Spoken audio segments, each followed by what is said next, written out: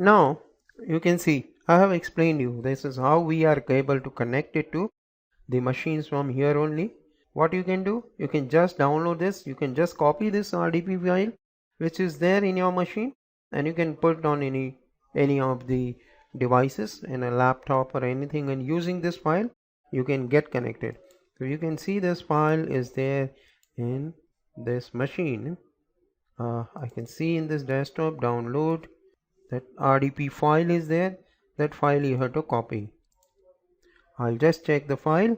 The file is must be here, desktop, and this desktop and the local C drive, and this install this. 1 minute, I'll just check it out. Okay, here it will be. 1 minute. Okay, this is downloaded, but where it is? SAP IBM.rdp. You have to search like this on your local machine.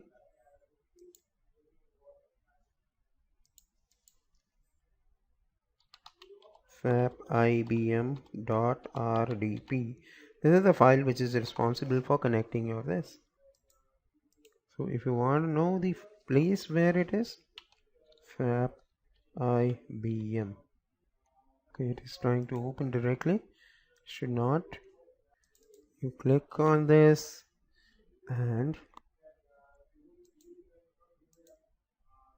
normally users, under the users common public file, this you will find downloads. You can see this is the file where it is coming. It is basically depending on your browser where it is by default selecting. So once you select this is the file which is very important. Using this file, just copy this in your machine and you can run it from there exactly. So you can access this machine from anywhere. So now you have seen how this machine is available from anywhere, right? What are the things which you have not seen in this? So I will be just showing you. I have seen this machine, right?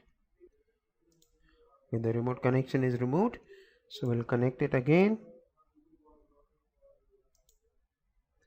We'll just click, select this, select the name of your which I have created at the time of creation of this machine, at the time of when I am creating this.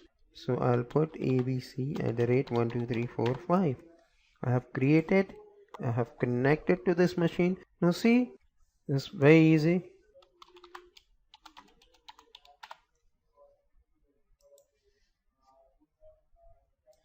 See how fast I am able to connect it. So suppose this machine is actually your ERP application, right? Just by having this, now you are connected to the server. You can do all the jobs. You don't need anything to be accessed. Now you can access it from the laptop, from anywhere exactly you can access this, right? Now you wanted to know in this basically that what is my hardware configuration, what is exactly it looks like. It looks like a simple, a machine directly to you, right? So I just wanted to go to the normal window. This is the server windows. Okay, so see, this is just like server. This is Windows 2000 server. Now I can click on this and I can see the properties of this machine. Can you see this? I am showing you Windows Server 2012, whereas my physical server, my PC is Windows 7 PC. So it is showing me a processor of 2.2 gigahertz, 3150 GB memory is given, 64-bit OS. Name of computer is SAP IBM, and workgroup it is connected since it is not the network. Active Directory is not there, so it is connected in a workgroup fashion. And you can see 2012 data center. You wanted to know what is the hard disk and what is other information, or what is that, you can see from here, right? Memory, CPU, and this thing. You wanted to know the hard disk, so you can come to this, from here. You can see this is your local drive. This is 130 GB. 130 GB will be given to you, but this is only with the machine by default. But that is not good place for storing your application and data in this. because once the machine will be off, shut down, that will be lost. Whatever data you will be having in this will be lost. So you have to take a storage and then you can add that storage into this. I'll show you how to do that. Right, so you have seen now this machine. This is PowerShell, that you may be knowing already what is PowerShell and all. So you see, now I have created a machine and I have accessed it from the my machine, right, without any networking. I just have an internet connection, that's all, in my PC, and by which I am able to connect it to this. Here it is centralized server where everything is kept, so I have been able to connect it. Now there is, right, so this is the way you can, this is the way you are able to create a virtual machine. You have created a virtual machine. I have shown you how to connect and access this machine from the internet, right?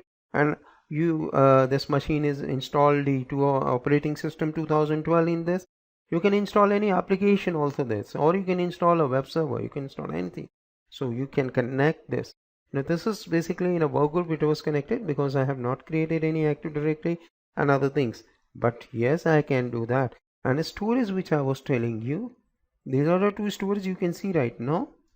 It is stopped and deallocated. This is the only SAP IBM is a basically default virtual machine. It is not a storage. You can see I can create one machine, I can create one storage. I'll just go to this, I'll go to create, and I can create a storage from here also, right? So I'll say SAP IBM because I wanted to keep the same thing, and the group should be Southeast Asia. So this thing, a geo redundant, local redundant, the cheapest one is local redundant. Geo redundant across the world. Read access geo redundant is a read only, but writing is not possible in this. And zone redundant is zone wise actually. So I'll select the locally redundant, so that in the data center if it is failed, so it will be protected, but across the data center it will not be. If whole data center is only crashed of this particular place, then you won't get the data. So that is the idea. Now I'm creating storage account. Once I'll create this storage account is nothing but the place where your data will be saved. That is the place which is 130 GB is coming. That is by default coming with a virtual machine, but that is not persistent drive. It is not, data is going to remain there. Once if you shut down the machine and you restart a machine, it will not be there. So this is the place where you can have this data. Now this storage you can access it again from anywhere, any device, anywhere. As you have accessed the machine, you can access this storage also from anywhere. This storage can be attached to this and you can access the data from the machine from this, whatever data is there in this storage, which is whatever application is installed on that, or you can access this storage from any other machine also, provided whatever applications are there, data should have a proper application in your machine to access this. You have created this, right?